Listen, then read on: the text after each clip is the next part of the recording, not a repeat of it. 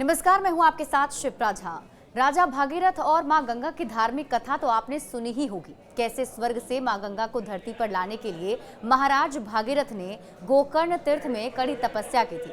ब्रह्मा के आशीर्वाद से मां गंगा की धारा स्वर्ग से पृथ्वी की ओर तो निकल पड़ी, पर भगवान शिव की जटाओं में भ्रमण करती रही। राजा भागीरथ ने शंकर जी को प्रसन्न करने के लिए फिर से तपस्या की, तो भोले शंकर ने गंगा की धारा को मुक्त करने का वरदान दिया।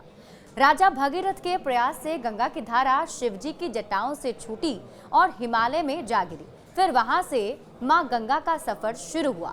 इसलिए गंगा नदी को भागीरथी नाम से भी जाना जाता है। ये तो हो गई आदिकाल की बात, पर आधुनिक काल में भी आईआईटी गुवाहाटी और उत्तर प्रदेश के सिंचाई विभाग ने राजा भागीरथ की भूमिका निभाई और मां गंगा की भटकी हुई 3 धाराओं को एक करके ही दम लिया है। अब महाकुंभ में स्नान के लिए श्रद्धालुओं को पर्याप्त पानी तो मिलेगा ही, मेला बसाने के लिए 22 हेक्टेयर अतिरिक्त जमीन भी मिलेगी। दरअसल प्रयागराज में शास्त्री ब्रिज से लेकर संगम नोड तक गंगा नदी की 3 धाराएं बटी हुई थी। इससे न सिर्फ गंगा की पवित्रता प्रभावित हो रही थी, बल्कि महाकुंभ के आयोजन में भी काफी कठिनाइयां आ रही थी। मेले के लिए जमीन कम पड़ रहे थे। इन सब मुश्किलों का एक ही हल था, गंगा की 3 धाराओं का एकीकरण करना। सवाल उठा, ये होगा कैसे? उत्तर प्रदेश के मुख्यमंत्री योगी आदित्यनाथ के निर्देश पर गंगा की बाईं और दाईं धाराओं को एक प्रवाह में लाने की योजना बनाई गई। गंगा की भटकी धाराओं को एक करने के लिए आईआईटी गुवाहाटी के विशेषज्ञों से मदद भी ली गई।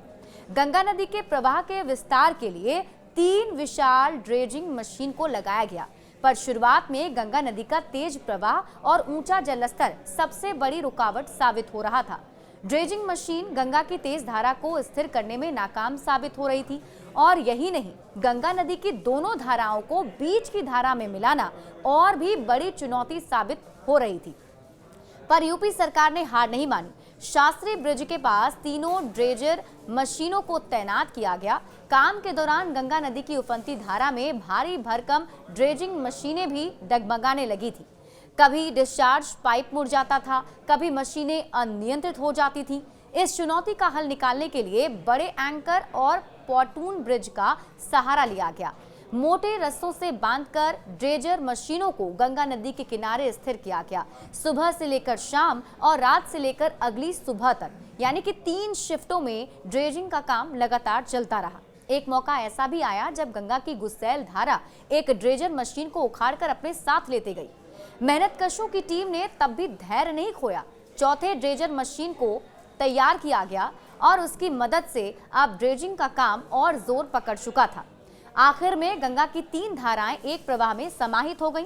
आईआईटी गुवाहाटी और यूपी सरकार के अफसरों और मजदूरों की मेहनत रंग लाई और मां गंगा की भटकी धाराओं को एक करने में सफल हो गई। अब प्रयागराज में गंगा स्नान के लिए पानी की कोई कमी नहीं होगी। अतिरिक्त जमीन मिलने से मेले का दायरा भी बढ़ गया है। अब संगम क्षेत्र का सर्कुलेशन एरिया पहले से कहीं ज्यादा विस्तृत और सुव्यवस्थित भी हो गया है। गंगा की 3 धाराओं को एक होने से मेला क्षेत्र को करीब 22 हेक्टेयर अतिरिक्त जमीन मिल गई। अब बड़ी संख्या में श्रद्धालु एक साथ एक जगह पर स्नान भी कर सकेंगे। इसके लिए 5 लाख मीट्रिक टन बालू की मदद से गंगा घाट को समतल करने की भी तैयारी चल रही है। अब देश और दुनिया भर से श्रद्धालु बेफिक्र होकर आएं और गंगा स्नान का पुण्य लेकर आराम से वापस लौटें।